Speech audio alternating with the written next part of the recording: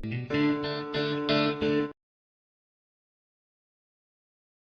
Evening, नमस्कार, राम राम। आज का हमारा जो विषय है वो है सर्वनाम। आज हम सर्वनाम के विषय में चर्चा करेंगे। सर्वनाम के बारे में पूरे विस्तार से आज की क्लास में जानकारी लेंगे। आइए शुरू करते हैं आज का अपना विषय सर्वनाम। सबसे पहले हम देख लेते हैं कि हम जो आज का हमारा विषय है सर्वनाम, आज की क्लास में हम उसके बारे में क्या क्या जानेंगे, एक नजर देख लेते हैं। सबसे पहले हम जानेंगे सर्वनाम का अर्थ, कि सर्वनाम का अर्थ क्या होता है। फिर हम देखेंगे कि सर्वनाम की परिभाषा। पहले हम अर्थ को जानेंगे, उसके बाद हम सर्वनाम की परिभाषा के विषय में बात करेंगे। फिर हम सर्वनाम के प्रकार की बात करेंगे, या हम इसको भेद भी बोल सकते हैं कि सर्वनाम के भेद। सर्वनाम के भेदों की अगर हम बात करते हैं तो वो पुरुषवाचक सर्वनाम, निश्चयवाचक सर्वनाम, अनिश्चयवाचक सर्वनाम, प्रश्नवाचक सर्वनाम, संबंधवाचक सर्वनाम और निजवाचक सर्वनाम होते हैं। इसके बाद हम सर्वनामों की संख्या के विषय में बात करेंगे। तो आज की क्लास में हम कोशिश करेंगे कि सर्वनाम पर पूरी विस्तार से चर्चा की जाए। आइए शुरू करते हैं। हम सबसे पहले देखते हैं सर्वनाम का अर्थ। सर्वनाम, जैसा कि हमें पता है, सर्वनाम, पहले इसका शाब्दिक अर्थ देखते हैं। सर्वनाम,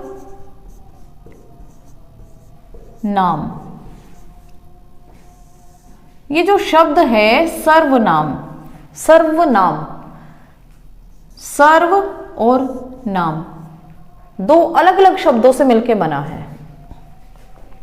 सर्व मतलब सबका और नाम मतलब नाम।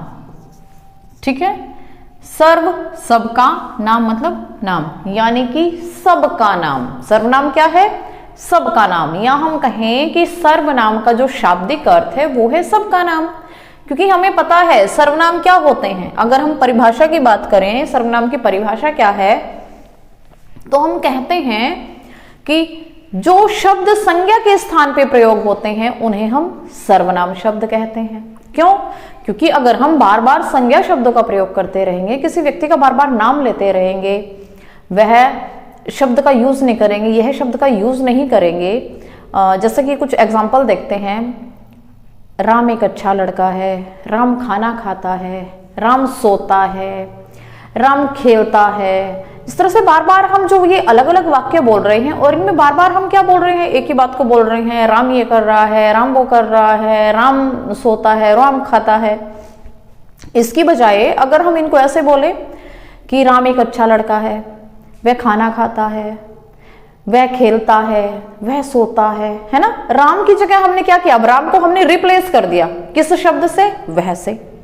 तो इस तरह से क्या हुआ, वो जो वह शब्द हमने राम के लिए प्रयोग किया वो क्या हुआ? राम क्या था हमारा? संज्ञा था, संज्ञा शब्द था, लेकिन हमने राम की जगह कौन सा शब्द यूज किया बार बार? वह। तो ये जो वह है, ये जो हमने वह शब्द राम के लिए लगाया, ये क्या हुआ हमारा? सर्वनाम।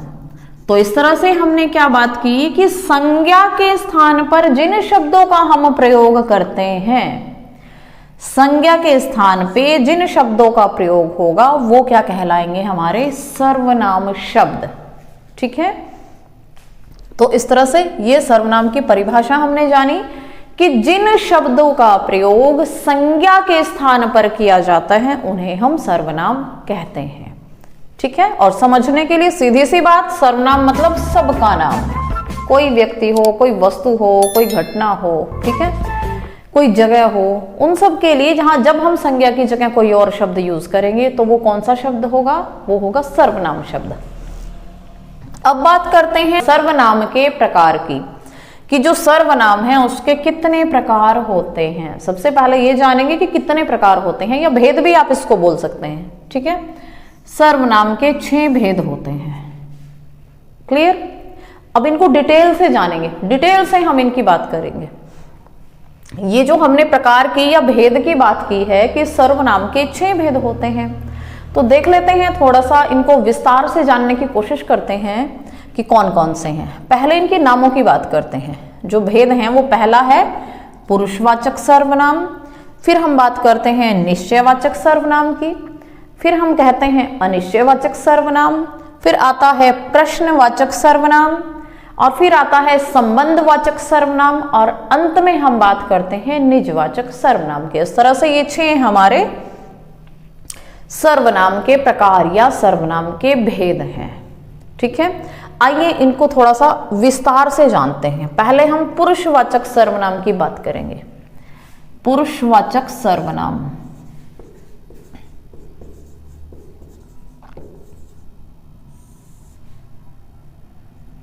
ये जो है ये पहला इसका भेद है, पुरुषवाचक सर्वनाम। जब पुरुषवाचक सर्वनाम की बात करेंगे तो पुरुषवाचक का मतलब क्या हुआ? जब सर्वनाम की बात की थी तो हमने देखा था कि संज्ञा के स्थान पर प्रयुक्त होने वाले शब्दों को सर्वनाम कहते हैं। अब बात आती है पुरुषवाचक सर्वनाम की। किसी विशेष व्यक्ति, वस्तु, स्थान आदि के नाम के लिए जिन शब्दों का प्रयोग किया जाएगा उन्हें हम पुरुषवाचक सर्वनाम कहते हैं। ठीक है, जिन सर्वनाम शब्दों का प्रयोग किसी व्यक्ति, वस्तु, स्थान आदि के नाम के लिए किया जाएगा उन्हें हम पुरुषवाचक सर्वनाम कहते हैं। और जब पुरुषवाचक सर्वनाम को हम देखते हैं तो इसमें देखो आगे इसके 3 और टाइप या हम कहते हैं 3 और प्रकार आ जाते हैं, जिसमें जब हम इसके प्रकार की बात करेंगे तो हम देख लेते हैं कि पुरुषवाचक सर्वनाम आगे इसके 3 भेद हैं। पहला इसका जो भेद है वो है उत्तम पुरुष। ठीक है, और हम दूसरा इसका जो भेद करते हैं मध्यम पुरुष, और जो इसका तीसरा भेद है वो आता है अन्य पुरुष। ठीक है, इस तरह से पुरुषवाचक सर्वनाम को हमने 3 भागों में बांटा, या हम कहते हैं पुरुषवाचक सर्वनाम के भी 3 भेद होते हैं, जिसमें सबसे पहले हम बात करेंगे उत्तम पुरुष की। ये उत्तम पुरुष क्या होता है? उत्तम पुरुष का मतलब हुआ कि जो उत्तम पुरुष है उसमें हम बात करते हैं वक्ता की। जो वक्ता है, जिसके बारे में बात चल रही है, उसे हम कहते हैं उत्तम पुरुष। ठीक है, देखिए पहले इसको थोड़ा सा समझ लेते हैं। पुरुषवाचक सर्वनाम, इसमें कौन कौन सी चीजें आई? उत्तम पुरुष, मध्यम पुरुष और अन्य पुरुष। जब हम बात कर रहे हैं, मान लीजिए हम जब कोई बात कर रहा है तो उसमें देखो 2 व्यक्तियों का होना तो जरूरी है, क्योंकि अगर एक बोल रहा है तो दूसरा सुन रहा है। अगर हम अपनी कोई बात रखेंगे तो किसी के सामने रखेंगे, या फिर 2 तरीके हो सकते हैं, या तो हम अपनी बात को बोल के रखेंगे या फिर हम अपनी बात को लिख करके प्रकट करेंगे, है ना। 2 तरीके हैं, और दोनों ही तरीकों में क्या होगा, अगर मान लीजिए मैं बोल के अपनी बात को कह रही हूं तो फिर सुनने वाला कोई सामने होना चाहिए, तभी मैं अपनी बात को कहूंगी। अगर लिख करके प्रकट कर रही हूं तो फिर उसको कोई ना कोई पढ़ेगा, है ना। तो या तो मैं वक्ता हूं या तो मैं लेखक हूं। यानी कि जो प्रथम पुरुष है, उत्तम पुरुष है, वो कौन होता है? जो बात कर रहा है या लिख रहा है, लेखक है या वक्ता है।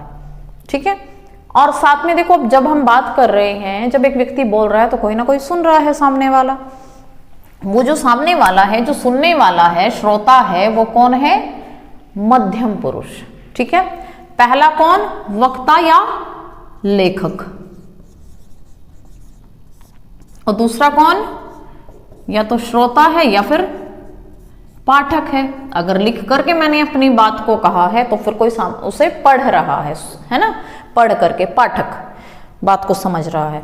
अब एक चीज और समझिए, जब हम कोई बात कर रहे हैं तो मान लीजिए मैं कोई बात कर रही हूं, मैं वक्ता हूं, सामने जो सुन रहा है वो श्रोता है। और एक तीसरी चीज और होती है, जब भी कोई बात कर रहे होते हैं, बोलने वाला, सुनने वाला, और जो तीसरी चीज क्या है, कोई ना कोई बात भी तो कर रहे हैं हम। वो जो बात है, वो जो हमारी चर्चा चल रही है, उस चर्चा का कोई ना कोई विषय जरूर होता है ना, वो कुछ भी हो सकता है। तो वो जो चर्चा का विषय होता है वो क्या होता है, अन्य पुरुष, है ना, चर्चा का विषय, चर्चा का विषय, ठीक है, ये होता है अन्य पुरुष। एक बात वो जो पहले उत्तम पुरुष जो बोल रहा है, मध्यम पुरुष जो सुन रहा है, अन्य पुरुष जिसके बारे में हम बात कर रहे हैं। वो विषय भी हो सकता है, वस्तु भी हो सकती है, व्यक्ति भी हो सकता है, कुछ भी हो सकता है, ठीक है। यानी कि जो चर्चा का विषय है हम दो व्यक्तियों के बीच में, वो हुआ अन्य पुरुष, ठीक है। अब उत्तम पुरुष को देख लेते हैं। उत्तम पुरुष के लिए हम किन किन सर्वनाम शब्दों का प्रयोग करते हैं। सबसे पहला शब्द आता है मैं, क्योंकि जब मैं कोई बात करूंगी, जब वक्ता कोई बात करेगा, लेखक कोई बात करेगा, तो अपने बारे में जब बात करेगा तो मैं शब्द का प्रयोग करेगा, या हम, है ना। अपने लिए जब हम बोलते हैं मैं, मेरा, हम, हमारा, इस तरह के शब्दों का प्रयोग करेंगे, है ना।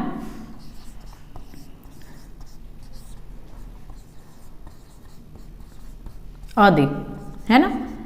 तो ये हुए उत्तम पुरुष। अब मध्यम पुरुष की बात करते हैं। अब जो सामने वाला है उसके लिए हम किन शब्दों का प्रयोग करेंगे। उसके लिए हम प्रयोग करते हैं तू, तुम, तुम्हारा, या आदर सूचक जब हमने बात की, जब हमने किसी को आदर दिया, हमसे कोई बड़े हैं, उनके लिए हम आप शब्द का प्रयोग करते हैं, है ना। तो इस तरह से मध्यम पुरुष में हमने जाना जो सामने वाला व्यक्ति है उसके विषय में हमने किस तरह से उनको कैसे संबोधित किया जाता है, या सर्वनाम कौन से शब्द ऐसे हैं जो उनके लिए प्रयोग किए जाते हैं।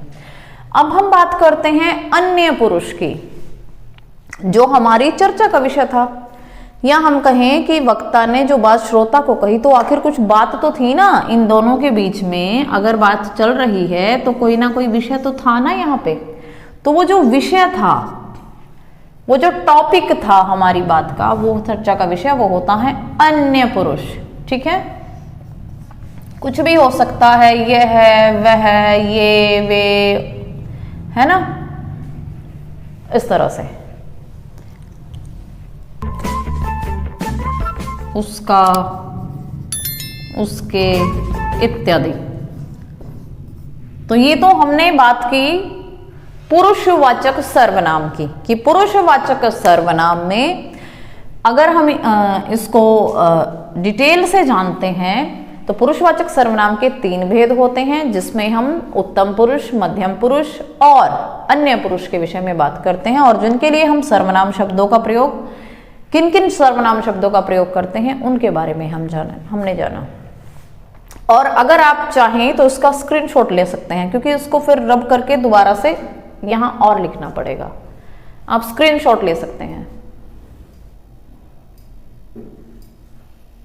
सर्वनाम का जो दूसरा भेद है वो है निश्चयवाचक सर्वनाम।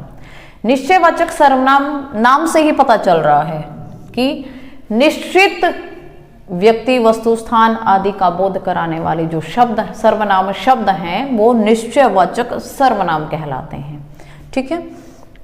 शब्द देख लेते हैं, एग्जाम्पल कौन कौन से हैं। यह, ये, इन्हें, इनका, और वह, वे, उन्हें और उनका। इसमें जो एक चीज याद रखनी है कि जो निश्चयवाचक सर्वनाम है, इसमें भी हम 2 प्रकार से इसको लेते हैं सर्वनाम शब्दों को। एक तो होता है दूर की वस्तुओं के लिए, है ना, एक होता है पास की वस्तुओं के लिए, नजदीक की वस्तु, ठीक है, पास और दूर। जो पास की चीजें हैं हमारी, या पास के व्यक्ति, वस्तु, स्थान आदि हैं, उनके लिए हम यह, ये, इन्हें, इनका, इन शब्दों का प्रयोग करते हैं, सर्वनाम शब्दों का। और दूर के लिए हम वह, वे, उन्हें और उनका आदि सर्वनाम शब्दों का प्रयोग करते हैं, ठीक है। निश्चित वस्तु का बोध कराने वाले शब्द, निश्चित जानकारी हमें मिल रही है। जैसे अगर हम बात करें पास की वस्तुओं की, यह पेन मेरा है, है ना, इस तरह से।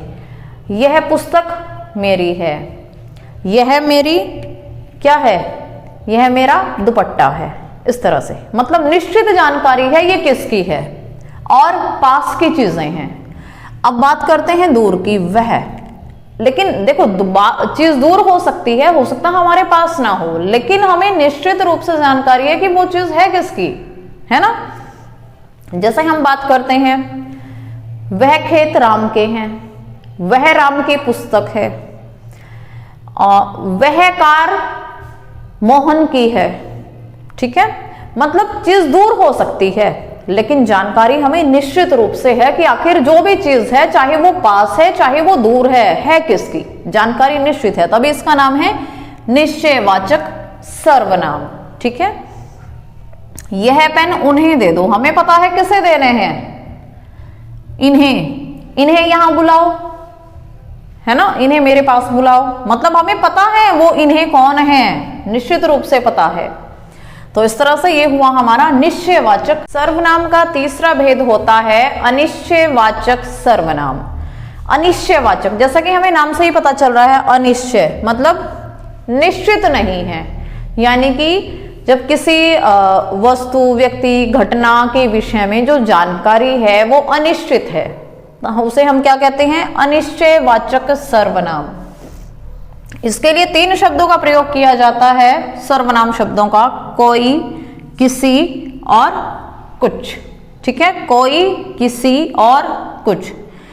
इसमें भी हम थोड़ा सा याद रखने के लिए एक चीज को याद रखते हैं कि जब हम बात कर रहे हैं किसी प्राणी की, सजीव की, तो हम कौन से सर्वनाम शब्दों को लेंगे, कोई और किसी। जब हम सजीव की बात करते हैं या प्राणी की बात करते हैं, ठीक है। देखिए मान लीजिए हमें बात करनी है सजीव व्यक्ति के बारे में, सजीव चीजों के बारे में, और कह रहे हैं अनिश्चयवाचक सर्वनाम कोई। कैसे प्रयोग करेंगे, दरवाजे पर कोई है ना।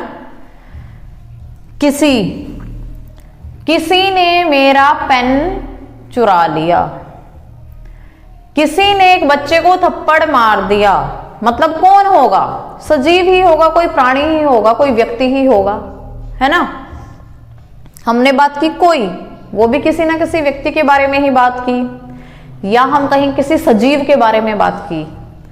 अब कुछ को हम क्या लेंगे, निर्जीव वस्तुओं की जब हम बात करेंगे, निर्जीव का जो वर्णन किया जाएगा वो कुछ से करेंगे। अगर हम निर्जीव के बारे में बात कर रहे हैं तो वहां पे जो सर्वनाम शब्द होगा वो होगा कुछ।